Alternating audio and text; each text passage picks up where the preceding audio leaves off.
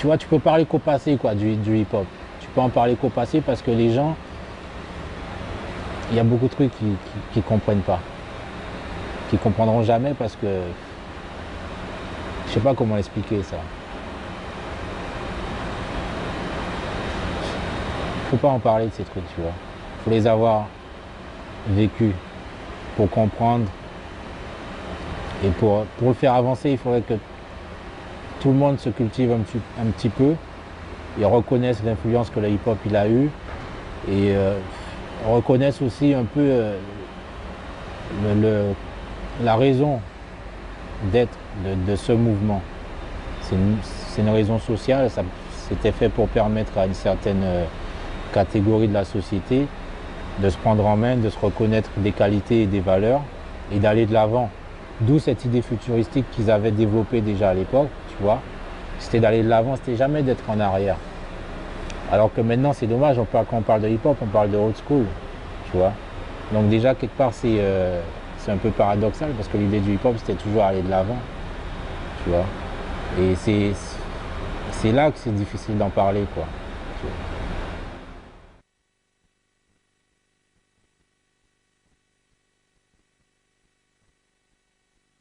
Le hip-hop est né dans les années 70 à New York, au cœur des quartiers noirs et hispaniques, avant de se diffuser de par le monde. En Europe, certains de ses pionniers sont français et allemands. Afin de mieux comprendre cette vague déferlante, 30 ans après, nous avons voulu rencontrer pour vous des acteurs de cette épopée, parmi ceux qui ont contribué à faire de cette culture un élément incontournable de la vie urbaine.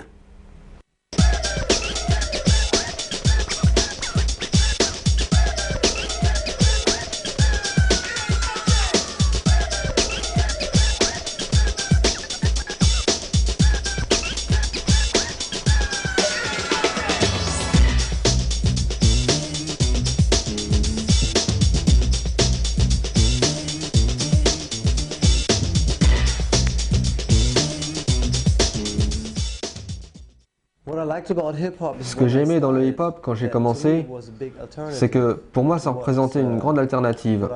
Une alternative à ce que j'apprenais à l'école ou à ce que j'apprenais à travers le système. Et pour moi, je sais pas, c'était si énergique et si différent que je me suis mis tout de suite. Et ce que j'ai aimé aussi, c'est que, en fait, c'était une culture qu'on t'apportait avec différentes formes d'art. Si tu aimais la peinture, si tu aimais dessiner, alors tu avais le graffiti. Si tu aimais faire de la musique ou si vraiment tu étais dans la musique et que tu savais écrire des rimes, alors tu avais le rap. Et si tu savais comment bouger ton corps, alors tu avais la danse. En fait, pour presque chaque personne sur Terre, il y avait un moyen de devenir créatif et c'était si nouveau que c'en était révolutionnaire.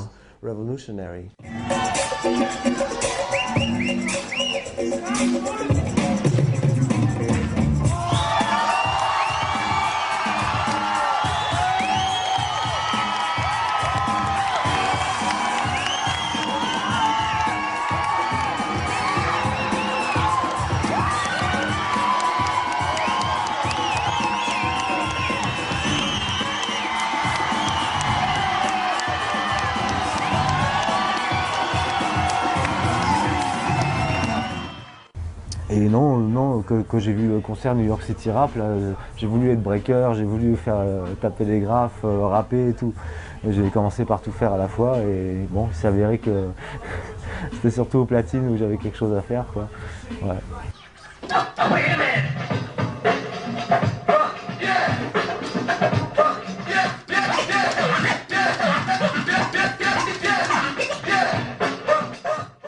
Été 83, je m'en souviens bien. Et mon cousin, il avait ramené justement une cassette vidéo des Américains, c'était les Roxy du Crew avec Futura 2000, il y avait Africa Bambaataa, il y avait qui? Il y en avait plein, quoi. Il y avait Mr Freeze et tout ça, dans cette cassette qui était passée justement pour en tournée en France et tout ça, et ils avaient eu l'occasion de les filmer, quoi. Donc j'ai pu voir là justement le Smurf, Mr Freeze taper ses mimes et tout, c'était trop mortel. Tu sais, pour moi, c'était... J'avais l'impression que, je sais pas moi, c'était pas normal ce que je voyais, quoi. Tu sais, des illusions, des effets et tout dans les mouvements.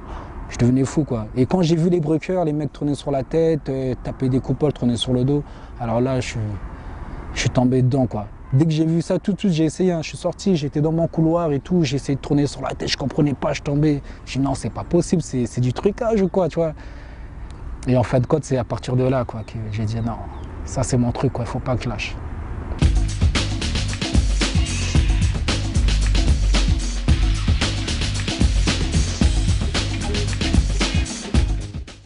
Il y a un truc que j'avais kiffé à New York dans certaines soirées, c'est de voir sur des tables, au lieu de voir des mecs en train de picoler des verres, de voir des mecs avec leur cahier et en train de taper des graphes, quoi. Et là, ça fait plaisir. Tu vois, les mecs qui sont en train de bouger la tête sur ce que tu joues et en même temps, ça les inspire pour faire des graphes. Et là, tu te dis, ouais. Et d'un autre côté, tu as un petit cercle avec les mecs qui break. Là, tu te sens bien, quoi.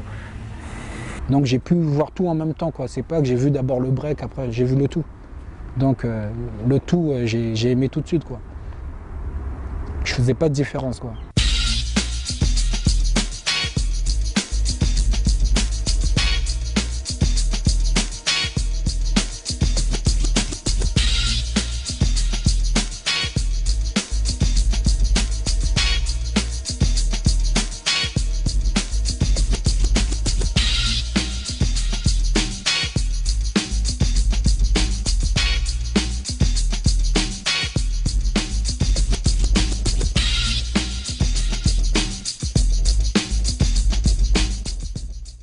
En premier, ceux qui l'ont repéré, l'endroit, c'est qui? C'est les graffeurs. Pourquoi? Parce qu'il y avait des grands murs, tu pouvais faire des beaux graphes. Et donc le premier squatteur du terrain de la Chapelle, c'était les graffeurs.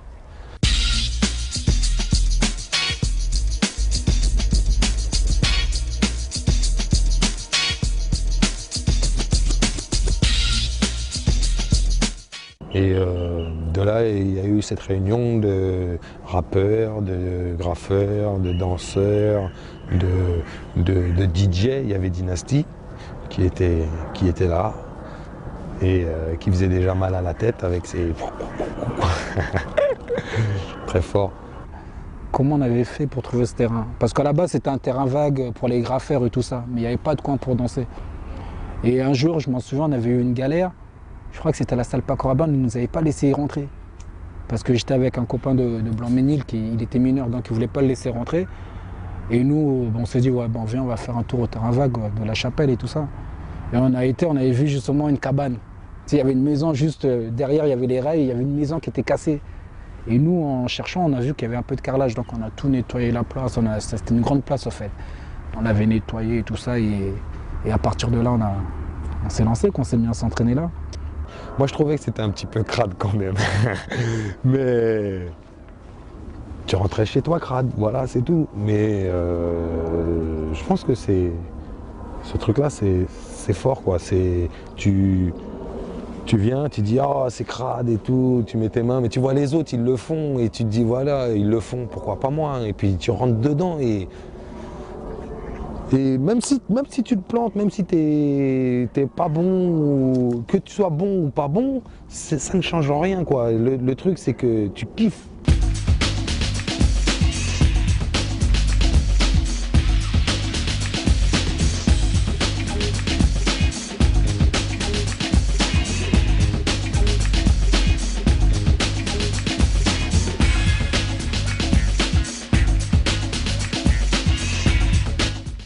Et après, il y avait des Zulu parties tous les samedis là-bas. Fait par Dynasty, avec des Sroy Human, Johnny Go qui rappait et tout ça. Je m'en souviens de Dynasty qui ramenait son truc à moteur là. Tu sais, c'est quoi? Le groupe électrogène et tout ça, et on faisait de la musique à partir de là, quoi. Et on s'entraînait là, tranquille. C'était vraiment l'endroit hip-hop. Et à mon avis, c'est là que le vrai hip-hop il a commencé. Parce qu'il n'y avait pas de il y avait rien de commercial, il n'y avait pas la télé, il n'y avait rien. Et franchement, s'il n'y avait pas cet endroit, je pense que le hip-hop il serait... En Europe même, je ne sais pas si ça aurait tenu comme ça tient maintenant. Parce que cet endroit, même les étrangers, ils y venaient, tu vois, par la suite.